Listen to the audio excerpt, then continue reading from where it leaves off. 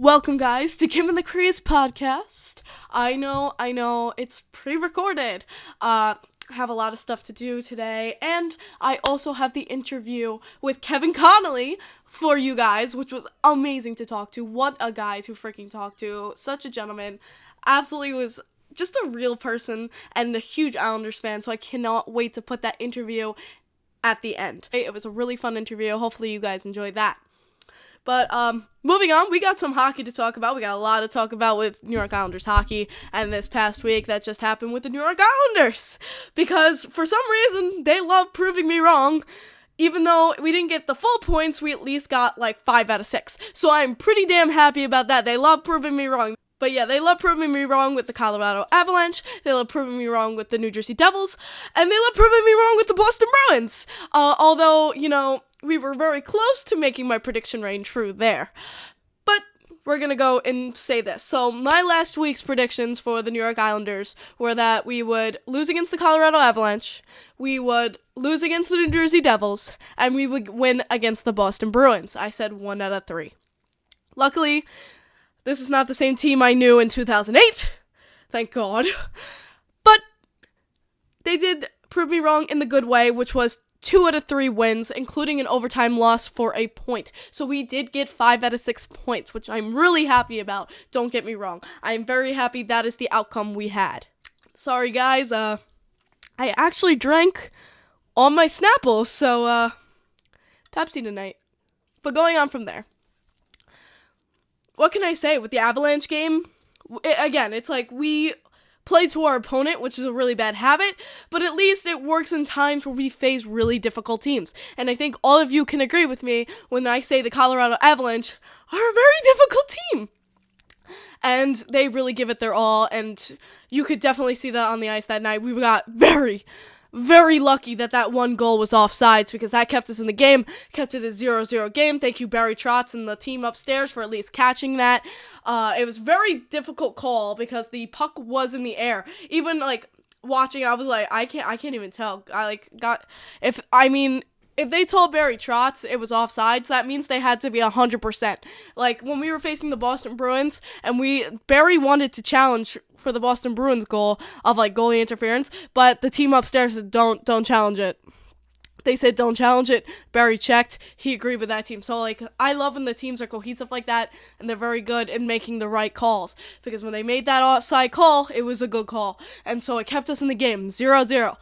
Colorado Avalanche, my heart was in my throat the entire freaking game. But we got the goal. We got it in the net. Thank Jesus. Anders Lee with just a beautiful snipe for the 1-0 win over the Colorado Avalanche. Thank the heavens. 2 points that night. Was very fun to witness. I go the next night to the New Jersey Devils. It's a back-to-back game. Of course, the number one thing you worry about is tiredness, the legs. It's very hard to play back-to-back games, and, I feel like any player in any sport could tell you how hard it is on your muscles and on your, mental state, just to be able to, keep in that mode. But the Islanders came out, and I'll give it to them. They really did not give up. They had the early lead and things like that, and Devils caught up. I mean, they're a great team, and those goals were snipes, guys. You can't blame anything on Grice there. Grice had a terrific game, which is so good to see because he deserves a terrific game. He was not on his toes, and it's good to see Grice get a little bit of redemption out of that game. But nothing he could do about the goals that were scored at him, especially the PK Subban goal, went right top shelf over the shoulder. It was just a beautiful snipe. There's nothing, I don't think, freaking Patrick Waugh himself could have saved that. So I gotta give it to PK Subban and the guys who scored those just fantastic goals. And so, it was a neck and neck game. New Jersey Devils are definitely a different team, and I'm gonna be talking more about them in a second because of some news that just broke with the New Jersey Devils. Some of you may already know about Shiro, who was just laid off. So I'm definitely gonna be talking about that. But continuing with the New Jersey game, we luckily, we got it to the end. You could see at the end of the third period how tired our boys were. They definitely were tired. I could see, the legs, their legs were shaking at the end. We were just trying to at least get the point. And we brought it to OT. Islanders end up winning from another freaking Anders Lee. Beautiful snipe. It's good to see Anders Lee find the back of the net for that win in for that win in New Jersey. I was there with a bunch of other fans. Definitely Islanders fans came to represent. I know I was there with support of the Booster Club. We definitely had Blue and Orange Army there. We had the Isles Fanatics there, and we were loud and proud there. It was a lot of fun that night, and it was good to see a lot of good friends of mine. Neil, shout out to Neil. Good to see you, man. I was so happy to see you at that game. And thank you to everyone who came up to me at that game who knew me from Twitter. That was really cool. I love taking pictures with you guys. You made me so happy. Continuing on from there, obviously the break sucks. It sucks waiting for hockey, just kind of doing your thing. And then go into yesterday, Saturday, with the Boston Bruins. I went to the game as well. I was at Belmont. I wish. Barclays Center. Trains were ridiculous, of course. What are you gonna say? But this, I gotta say, we lost. Okay, we did lose. But I feel I haven't seen that much effort from the guys in a long time. I really feel the Islanders played a pretty damn solid game through the 60 minutes that we played. I would say I was very happy with a lot of guys on that ice. Some mistakes here and there, it happens. It happens to the best of us. But all in all, every single line, I feel, gave it their all. And that's what you want from this team, is that you see everyone going out there, giving it 100%. And I was very happy to see the Islanders do that against the Boston Bruins. Obviously, in the OT, just freaking Marchand, the best diver in the NHL, trips over his own skate, but he bumps into Nelson, so Nelson gets a tripping penalty. But you can't blame a game on the refs, and I'm going to say this till the end. You can't blame a game on the refs. There was many chances during the game that we should have scored on, and we just have to be better at finding the net. But it ended how it ended. We still got a point out of it. You can't be too upset about that game. From effort to a point, you really can't be sad as an Islanders fan through that game, and I'm going to tell you guys now. You're pissed in the moment, you're angry, but when you look at it from an outside perspective, just for a second, we should be happy with that game and how it ended. Definitely. I am very happy with that game and how it ended.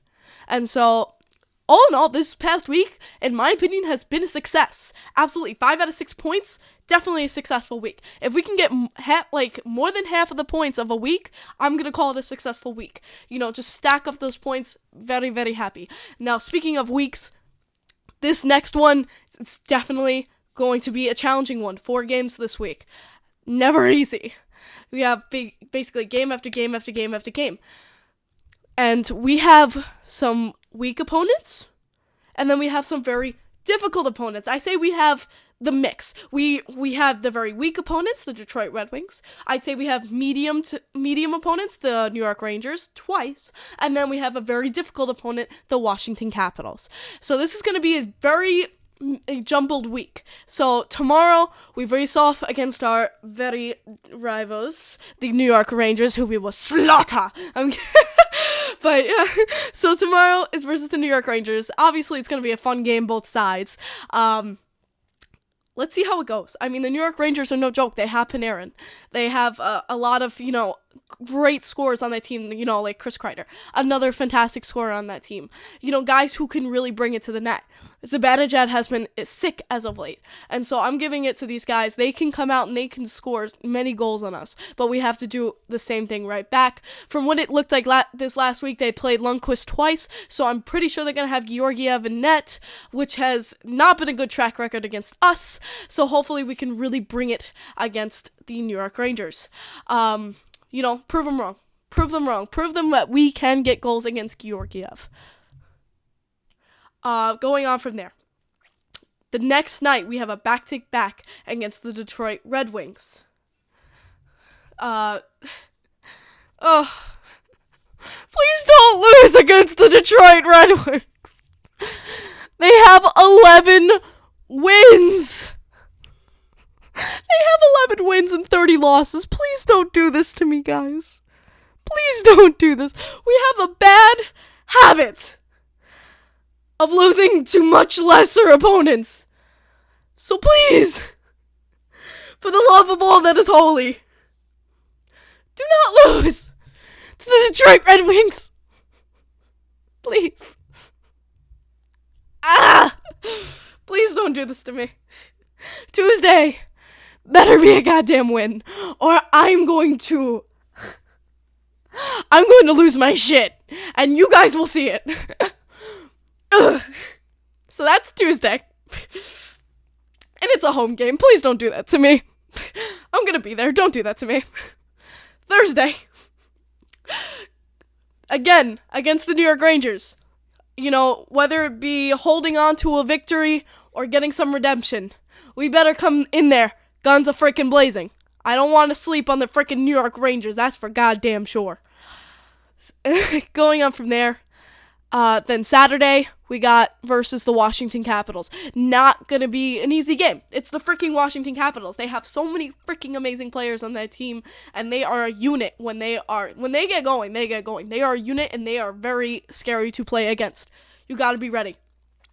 It's that simple as that. They gotta be ready. So hopefully, we can play like we did versus the Boston Bruins yesterday against the Washington Capitals this upcoming next Saturday.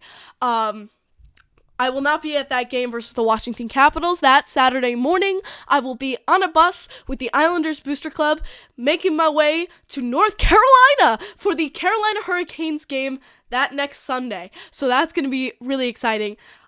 I'll probably do a live Periscope from my hotel room, but I will not be doing the podcast because obviously I do not have my mic, I do not have the Wi-Fi. It's a whole bunch of things that are combining together. I don't have the necessary resources to do a full podcast. And I can't do a full podcast if I don't know how the week went. So I'm going to be probably just doing a Periscope of my thoughts. I'm going to be, on the bus, we're all going to be listening to the game.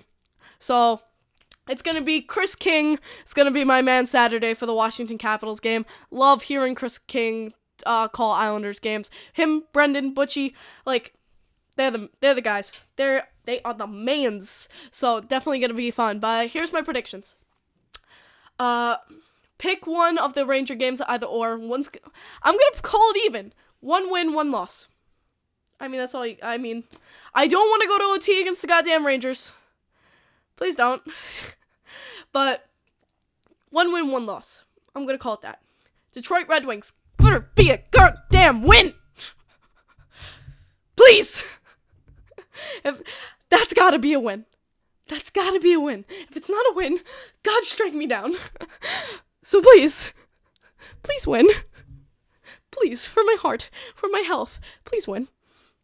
And then going to Saturday with the Washington Capitals, I'm calling it a win. I'm gonna call 3 out of 4. For this week. I think we can do it. 6 out of 8 points. I think we can do that. I really do. I have a lot of confidence in this team. Please prove me wrong. Get 8 out of 8. I'd be down for that. Get 7 out of 8. I'd be down for that. Knock on wood. But yeah. Please God in heaven. Woo! But yeah, that's gonna be my prediction for the week. Now, what's happening around the league? I'm gonna be going into that now.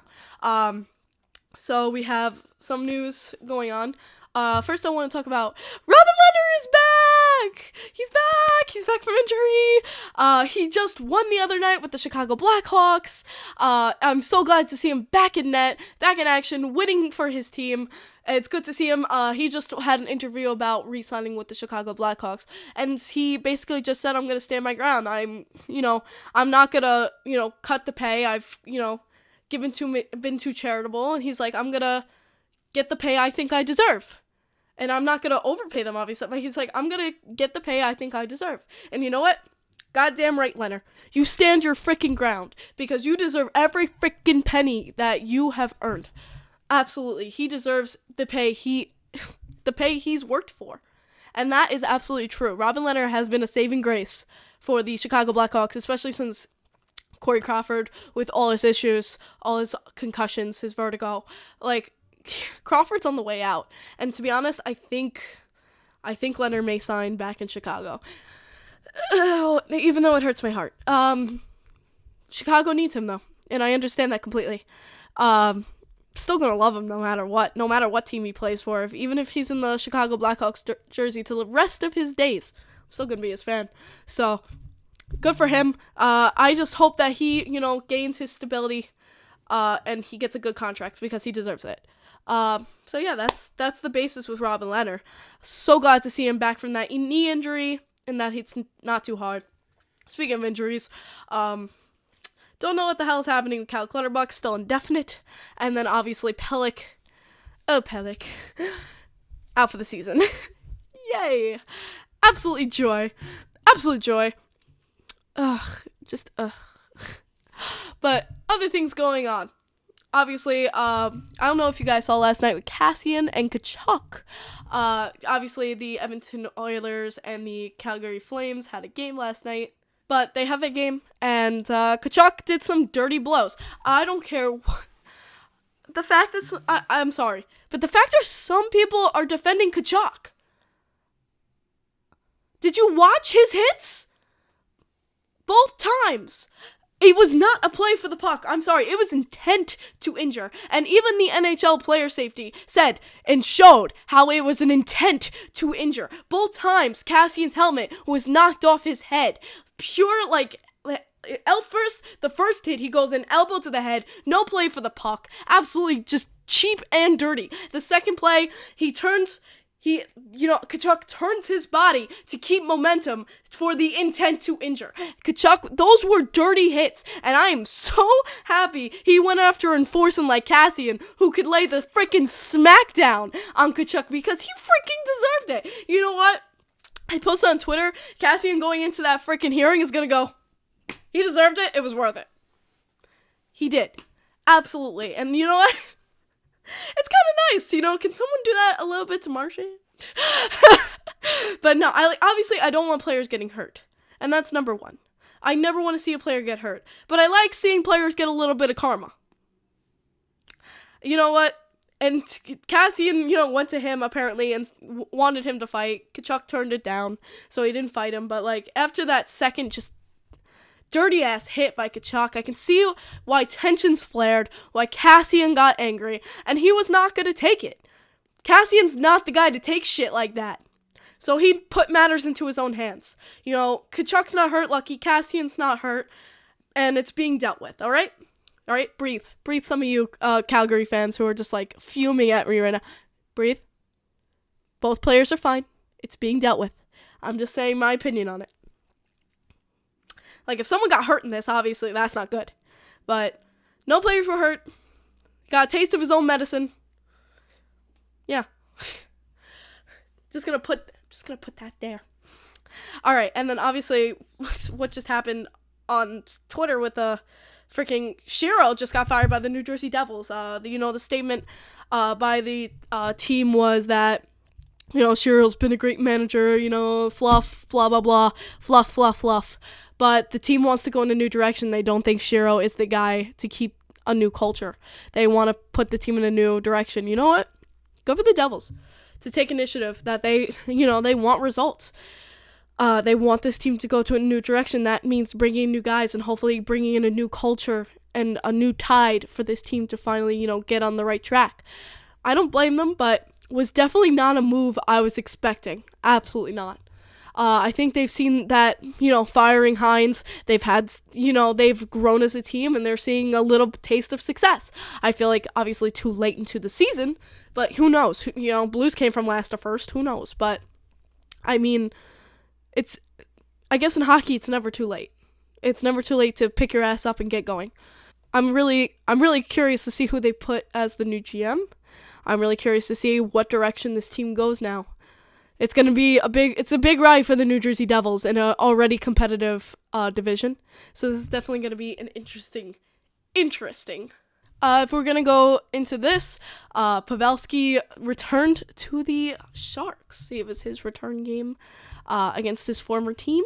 And that's definitely, I wonder how that felt for Pavelski going into that game. Definitely must have brought up a lot of feelings, a lot of emotions. So Pavelski returned home to the Sharks Arena and was greeted, obviously, by a standing ovation by the fan base. Sharks fans still love Pavelski, and I'm sure he still loves them.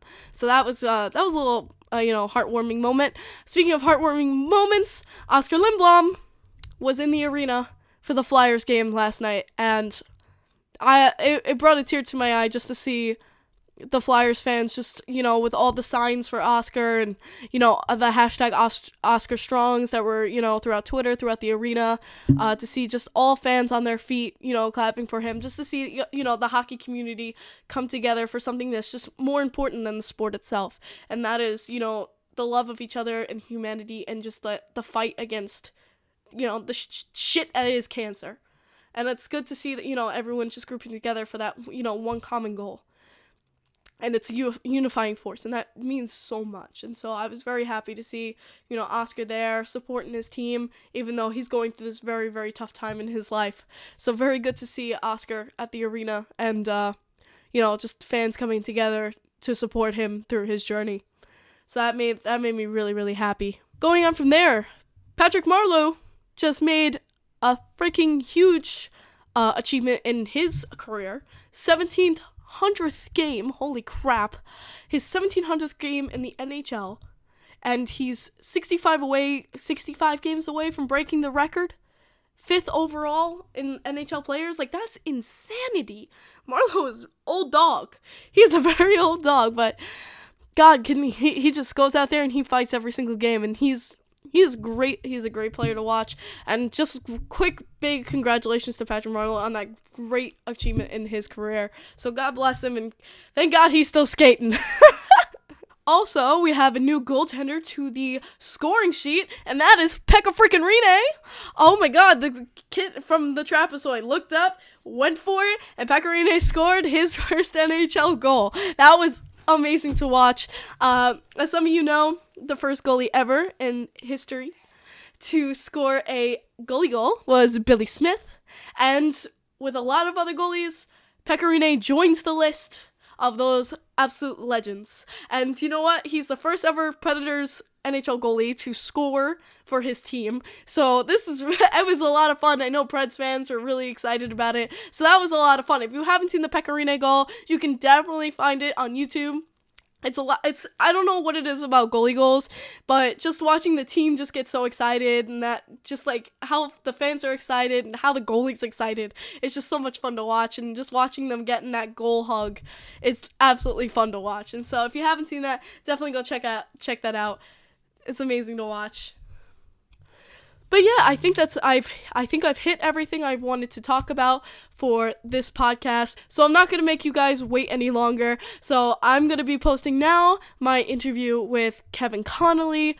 He is such a great guy, and I had such an amazing interview with him. I really hope you guys enjoy this, and thank you for joining this podcast. I'm sorry it's pre-recorded, but 2 weeks from now, I will be doing a live stream of the pod, I promise you. So here's to Kevin Connolly.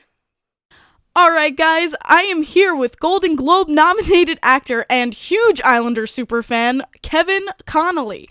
He's been nominated for several awards as an actor and even dabbled into the world of directing. But if you follow him on Twitter, you know this guy loves the New York Islanders. How you doing, Kevin?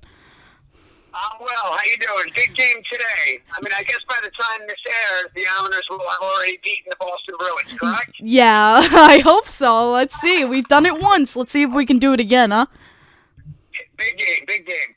Definitely, and I'm so excited. I'm going tonight. I know you'll be watching. Are you going tonight? Wow, you really are. Do you have season tickets? Yeah, I do. Oh, wow, that's awesome. Good for you. Yeah. Listen, you're one of my favorite Islander Twitter handles because you're so on top.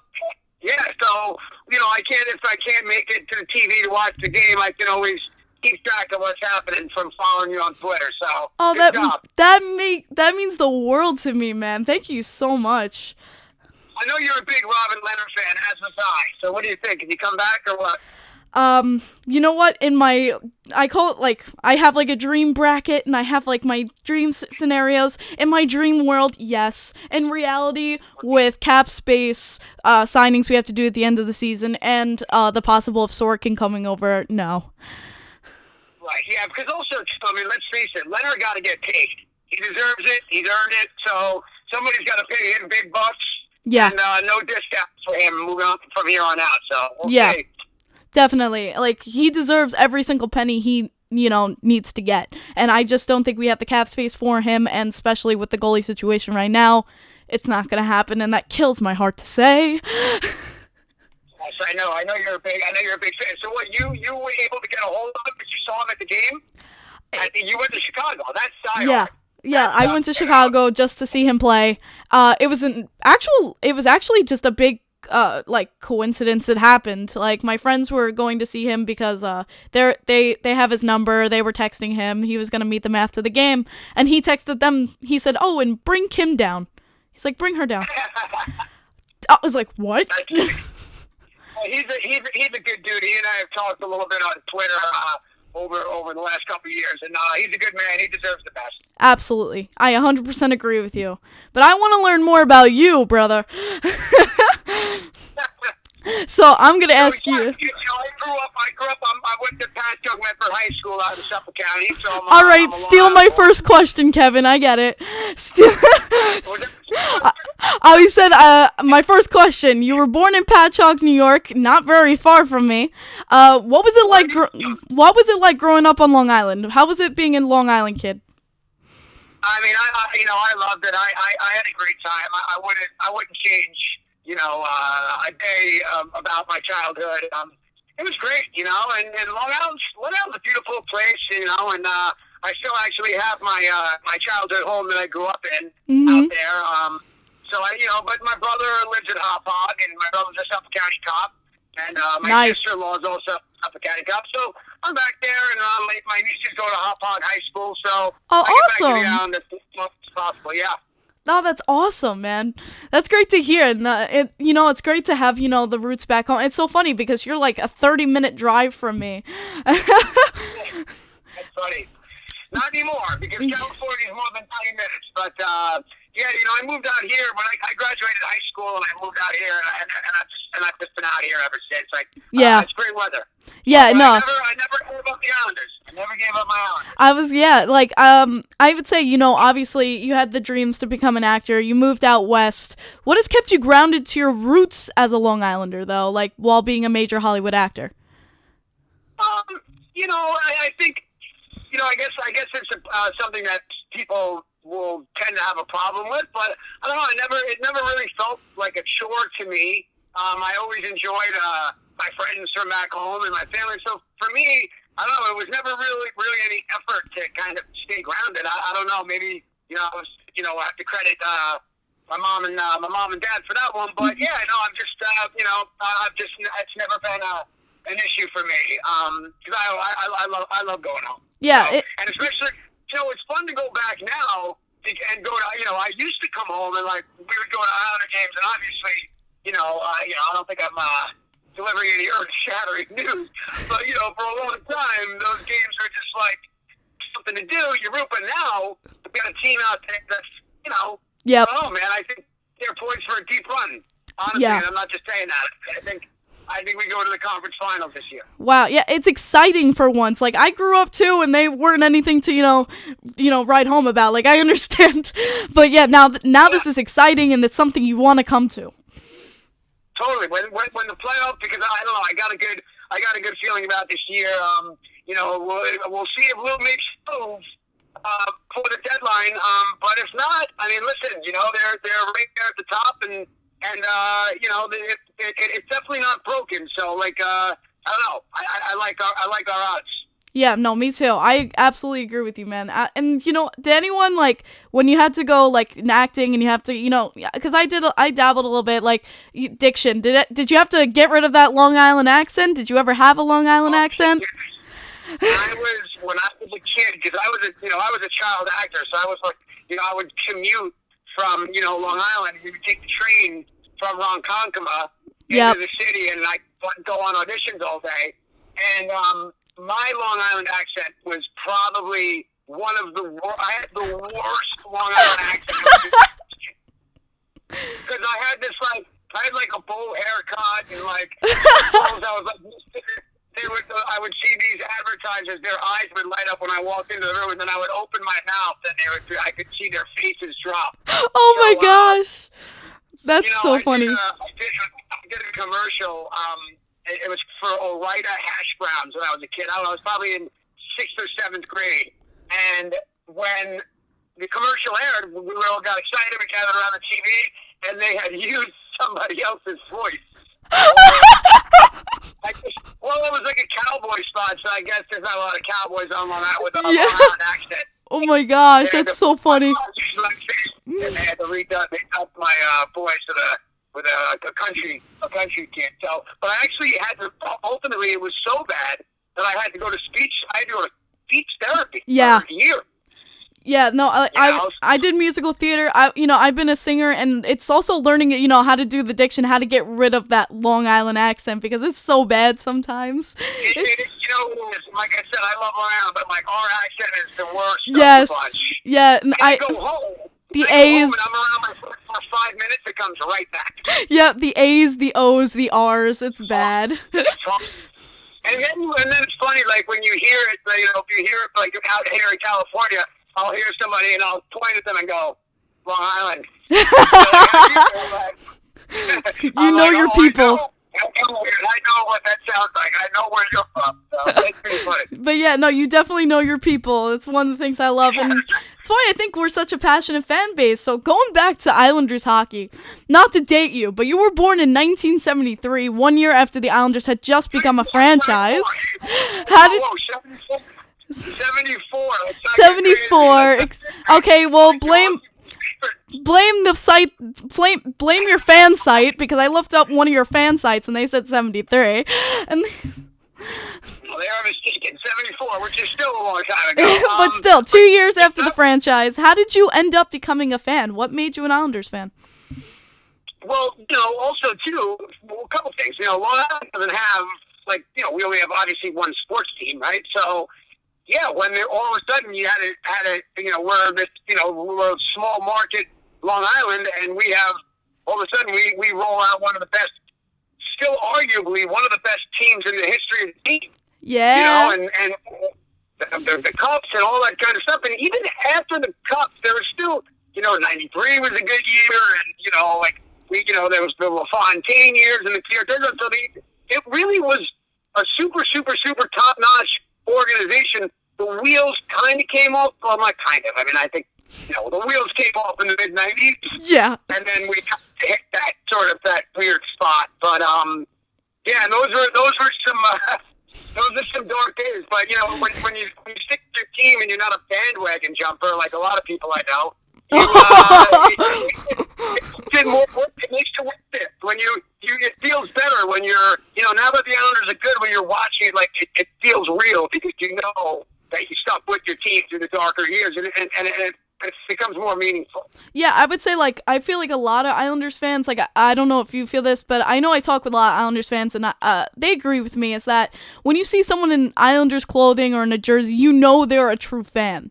That you don't have to guess. Right. You're not making a fashion statement for wearing the Islanders jersey. If you wear Ciroc in the Islanders jersey, you're a legit fan. Yeah, that's true. Absolutely. And it's a tiny family. You're a big Barzal guy, right? I love Barzy. He's an amazing guy. He's the easy answer, I guess you could say. But if I want to pick my true favorite player, Casey Cizikas. Casey Cizikas. Absolutely. Yeah. Guy's a workhorse. He's the heart and soul. He's a glue guy, too. There are things that he does that you just don't see. Yeah. The way he works. I've been fortunate enough. I know Casey a little bit, and he is die hard. Islanders all the way. No desire to go anywhere else. I've had his jersey since I was 12 years old. I have loved him since I was a kid. And he said to me one day, this is early on, this is when he first signed and kind of first came and he made a little splash, and he was like, you know what? This team gave me my chance, and I'm sticking with them all the way. And as long as they'll have me, I'll be here. And I thought, wow, really interesting. Loyalty. Loyalty. This was years ago too. It's 5, 6, 7 years ago too. So mm-hmm. yeah, and they're tight knit too. Matt Martin and JC, those guys are all tight. And I think Yeah. all that the team is such a close team, and I think we're seeing the results out of here. Oh, yeah, definitely. And it's funny because, Casey showed loyalty. Isn't that amazing? Unlike some other players. Imagine that. Sorry. But you're stealing my questions, man. You're stealing my questions. Yeah. My next question to you was literally, who's your favorite player on the team? Well, I'm with you. Like, there's the easy answer, right? Yeah. You know what I mean? Like, which is obviously, Bars was great, but I like that fourth line. I mean, also too, I drafted Brock Nelson, so I have a special place in my heart. Gotcha. Yeah. I remember that. I was gonna ask you about that too. So obviously, I'm always rooting for Brock Nelson because in some weird universe, Brocktober never ends. I like to take credit for it. Brocktober never ends.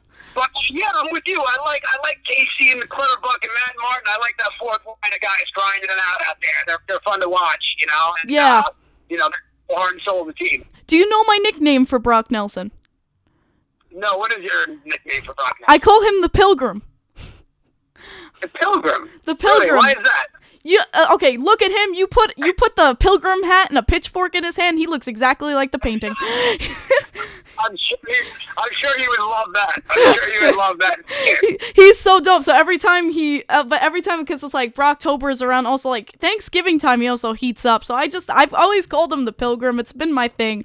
But I was gonna ask you, like, because I know that year you were at the NHL draft to draft Brock Nelson, and you were the one to talk for the Islanders. How did that feel? Like, I can't even imagine. Well, I got a little bit lucky because I was in LA and that draft is at the Staples Center. Yes. So Charles Long, listen, there's something too about that I want to say about Charles. This was a great man. He was, absolutely. Lost. I mean, truly, hockey aside, whatever you want to say, he was a great man who was a philanthropist at heart, and he put his charity before everything and helping people. But was a great man, and what happened to him is terrible. But so they invited me to sit at the table, at the draft table. So I was sitting with Garth, and it was that alone was an experience to remember. I mean, just being at the table and watching. From the floor, it's kind of like, I don't know, I guess like what it would be like on a stock market floor. Everybody's running back and forth. And then they picked, I believe that year, I think it was Nino Niederreiter. Oh my God. Like an Earl. I think the Islanders had that year they had like the fifth pick. It was like the fifth and the last. So it was the fifth and the 30th. Yeah. So they drafted Niederreiter, and then, it's the end of the round, and I could see Garth and Charles talking, and Charles was like, "Do you want to go up and make the announcement?" And I was like, "Me?" And he's like, "Yeah." I'm like, "Well, who?" Which he's like, and they handed me a card. It said Brock Nelson, Slow Road High School, and I was like, "Sure, I'll do it." And then, but it was funny because when I got up, it didn't really go over that well. If that makes any sense. No, there were some people that weren't thrilled about it, but I don't care. Screw them. No, screw them. Absolutely, screw them. Yeah, I loved it. Yeah, no, I'm so glad you had to, especially as being a fan all your life, to have an experience like that. I'm jealous of you. It's always, Kim, I wondered, like, what would have happened if I would have just said some other name? Would the Islanders have gotten stuck with that pick? I think so. You would have Steve Harvey'd it. You would have been Steve Harvey up there. I apologize. What if I pulled a Steve Harvey and just said whatever I wanted? So I don't know. But Brock Nelson, just to watch him, cause also too, at the time he's out of high school, and I'm like, he comes up on the stage and he's like, man, this guy, he's just a kid. He's 18 years old, and I saw him recently at the Belmont groundbreak ceremony, and he's a man now. Yeah, so, yeah, he grew up. It's fun to see him go up. Oh yeah, he's quite jacked. I never thought I'd say it. Brock Nelson's a little bit jacked. Yeah. Well, he had to, especially in this league. You got to be jacked, or you're gonna get hurt. This is true. It's dangerous. It's dangerous, and that makes it even more fun. No kidding. But yeah, going back to a little bit of your Islanders roots, like, what was your favorite moment watching the Islanders, whether it be now, when you were a kid? Well, I always tell people the one, you kids today, I sound like my grandpa. You kids today will never understand this, but before all of the technology, it's funny. The Islanders had a streak. Now, this is before overtime and the shootout, Yep. where you basically had to win regulation. Yeah. And the Islanders won, 14 in a row, and they were playing like the Colorado Rockies, and there was like a tie score, and there was like they left, and John Tonelli scored a goal like with under a minute, 47 seconds left, and it was. But I was listening to it on a little radio in my house. Yep. And it was like I'm like flipping through the dial, and it's like you hear that like radio noise. Yep. And then I had this little streak, and then I can hear like Ed Westfall or whoever it was that was calling. I was like, oh, this is it. And so I heard that call on the radio, and it was special because it's you see it on TV, but as a little kid, I must have been 10 years old, and to hear that on the radio was something that I always remember. That's one of my big memories. That's really cool. Yeah, no, definitely. Like my dad still got that old radio in the house with the big D batteries in it, and yeah, no, he still uses it too. Like I definitely understand. Like we were trying to use it, see if we could pick up on stations and things like that. But yeah, no, I definitely understand. I was like shorting through it, like, all right, here we go. I think I got it, and then it just like was the perfect timing. And it's a different sensory overload. Like you're watching it, but to hear it on the radio was pretty cool. Yeah, no, definitely. So going on from that, like, would you consider like moments like that, memories? Would you consider being an Islanders fan like a major part of who you are? I don't know if it's a major part of who I am necessarily, but to a certain extent, the Islanders are represent also online for me as well. Does that make sense? So it's more like it's the Islanders, but it's like the Islanders. So it's like the Long Island Islanders. It's like a representation of not who I am, but sort of like where I'm from. So it's the Islanders, it's Long Island. It's kind of all tied in together. Yeah, definitely. It's a good question. Yeah, it's like I said, it's a symbol of my childhood, Yeah, no, I understand that. It's just like, yeah, because it's like some people, like I could say for me myself, it's like it's a part of like who I would say it's a part of who I am. It's a part of my family. You insult my Islanders, you insult me. Definitely part of who you are. I mean, you are diehard. I love it. Yeah, I grew up basically with Islanders shirts, and Islanders hats on my head growing up, so. But yeah, definitely, I understand exactly what you're saying. It's part of your roots. It's just something that, reminds you of when you were a kid, and I understand that completely. Correct, and it's like, I'm from home, like, I wear my Islander hat, and people go, oh, okay, he's a Long Island guy. Yeah. So it's like our Long Island colors. Yes. That's Nassau County colors that, represent home. Yep. But yeah, definitely, I understand that. But you gotta give us a little tea here. You gotta tell us a little something. Who's your least favorite team in the NHL? That's a really good question. Well, it's well. Here's the thing. It's not like a personal thing, obviously. Because strangely, I like a bunch of the guys on the team, but I would like to smack the Maple Leafs around in the playoffs. I want it. I want the Islanders to play the Leafs. I think we're on a collision course, and I'm ready. Now, by the way, I like a lot of Mitch Marner is a very, very, very super. Mitch Marner is like the nicest guy in the whole world. No, I love Mitchie too. I love Mitchie too. He's a good dude too. Like that's what I'm saying. So it's not like personal. Austin Matthews is a good dude, and Freddie Anderson's a good dude too. I got to meet a bunch of these guys at Matt and Sydney's wedding. And, wow. Yeah, they're just guys. Like, you can't really. It's not a personal thing, but in terms of the teams, just because of the way it played out with the Tavares thing, yeah, I would like to fit him in the playoffs. Yeah, definitely. The way it's stacked now, we're on course to battle the Penguins.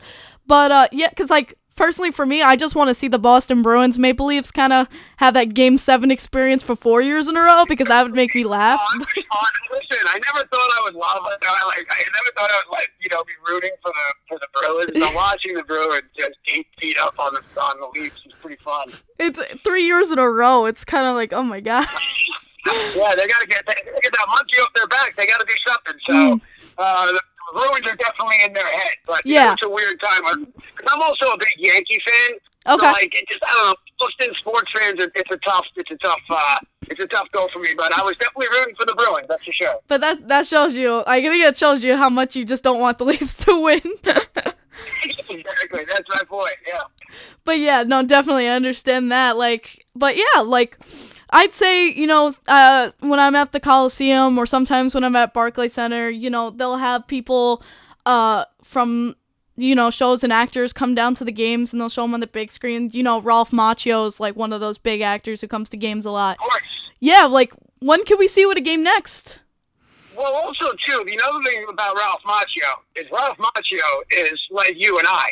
He's the real deal. He's just an Islander, and he's a hockey fan, and the Islanders are his team, plain and simple. You know what I mean? He's another one. He was there all through, he's been there through the dark years, and Macchio he's legit. He's a legit Islander fan. I've done it a bunch. Strangely, I haven't been to a regular season game at New Coliseum. Not that it's new, I haven't been. I went to a few with Barclays, but I'm going to come back to the playoffs this year. I'm coming. Yes. I'm coming. Yeah. Definitely do. And once Belmont is built, how about that? Yeah, that's going to be, it's pretty crazy. I went to the shovel ceremony, and it's pretty well. That building is going to be state of the art. I mean, wait till you see what this place is going to look like. Oh, I'm so excited. I fought for this place. I wanted this place since I was 14, 15 when we were almost losing our team, and it was breaking my heart. We earned it. We deserve a building. Let's get us a building. I'm just so happy it's finally going through. Wong, won, and that's why you talking about Charles Wong. He did his damn best to keep us here, and I thank the God he at least got us to Brooklyn. Because you know what? Well, not only that, he could have. There was other offers. Charles could have moved that team. He could have. And you know what? Not only could he have moved the team, but there was a point where you couldn't have even blamed him for moving. They wouldn't let him. Politics on the side, because that just is what it is. But Charles, they just made it impossible for him to build that arena. Absolutely. He was hemorrhaging millions and millions and millions of his own dollars, and they just wouldn't let it happen. So he's smiling he's smiling on down on the Islanders right now. I know he is. I can't thank him enough for just keeping us a Long Island team, because we could be in a totally another state right now. And the other thing too, and listen, I obviously love Lou Lamoriello and Barry Trotz. This guy's the best coach in the league, hands down. Hell yeah! But when you look out there and you watch the Islanders, that's Garth Snow's. Those are Garth Snow's guys. Yeah, they are. There. I mean, say what you want, and I know Garth. Whatever, people can say what they want, but that team that we know today as the Islanders are all Garth Snow's guys. Yeah, this is what I'm gonna say. Garth was a great. But you have to give and Charles a little credit. Yeah, this is what I'm saying. With Garth Snow, he was great at drafting. That's one thing I'll always give Garth Snow. He was a great drafter. He could definitely see talent. Definitely our scouts helped him. But he was just horrible with contracts. I think his hands were tied to a certain extent, when you're trying to sign people and there's uncertainty in the organization and there's uncertainty with the building and where you're going to play. I think his hands were tied with regards to signing, a big free agent. I mean, listen, even Luke couldn't sign Panarin, we lost him to the Rangers. We're a small market team and we're going to have to build within, but I think we've done a great job of that. So, yeah. And I look at some of these young kids. I think there's Noah Dobson and Ryan Pulak. I mean, can you believe this guy? I love Pulak. He should be an all-star. Oh my God, that was I love watching Pulak. He literally took freaking goalie's teeth out. Oh my God, I'm blanking right now. Yeah, but just 2 games ago, he just took out the goalie's teeth. I was at the game. I didn't realize. Oh, in New Jersey. Blackwood. Blackwood. I know you're taking the charge to try to get Brock Nelson the All-Star. What's going on with that? How'd you do? So the voting just closed for that. That was yesterday. I was voting every day, of course. Voted 10 times per thing and all that good stuff. But yeah, like, now it's just waiting, and I guess they're tallying votes to see if he got in or not. There's been no announcements for the last man in yet for the All-Star game as of yet. Okay. But I'm crossing my fingers. I'll be following along on Twitter, so. Oh yeah, I know. You know, as soon as I get a notification, I'm gonna be retweeting it. So, because your boy is gonna be in the All-Star game. I'm gonna make sure of that.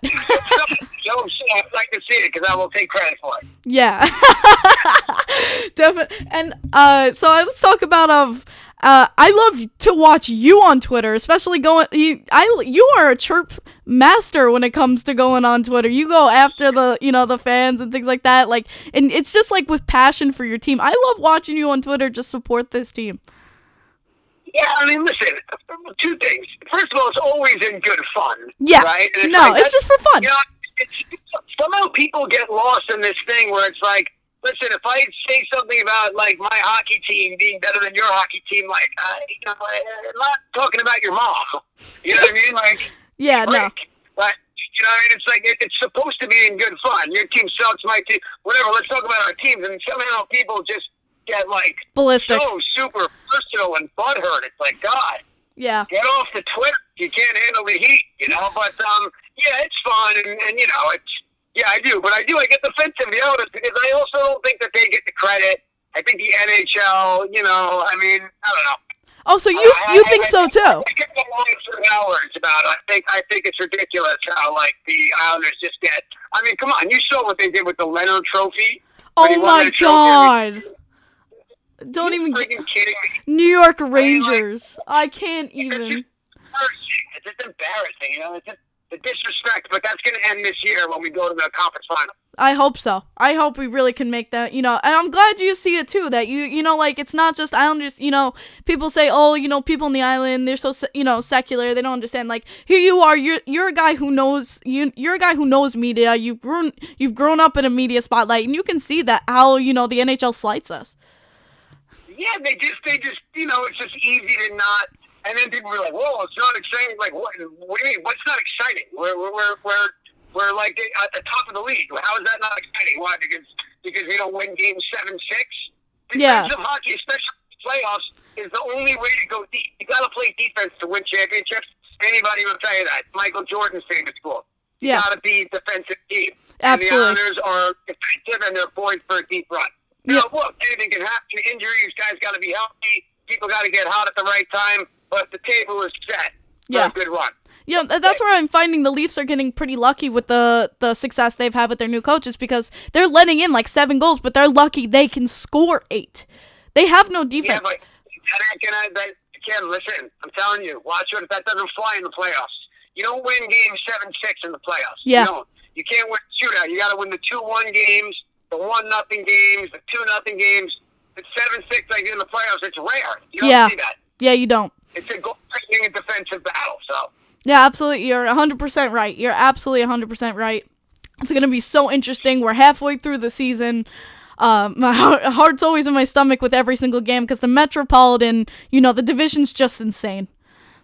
Yeah, right? I mean, like, listen, if we were in the West, we'd be the top seed in the West. It's a tough division. It is what it is. But the good news is if you get out of there, you know, whatever, you got to go through everybody eventually, right? Yeah. So one of the best teams will rise to the top. Yeah, and we've been there. We've beaten the Capitals. We've beaten the Bruins. We've beaten the Penguins. And then that's all the teams that are, you know, secularly around us. You know what I mean? I really do think, and I believe in you too, that we will make Eastern Conference Finals. The 7-game series is tough. You know what I mean? Like, you know, I think we got Pittsburgh's number. I think Washington's a tough 7-game series. Oh yeah, definitely. And Boston's tough. You know, like they're just. I don't know, man. Like you go through, and I'm like watching these stats. It's like it feels like Capitals and the Bruins don't lose. Yeah. Right? It feels like they win every time when I turn on.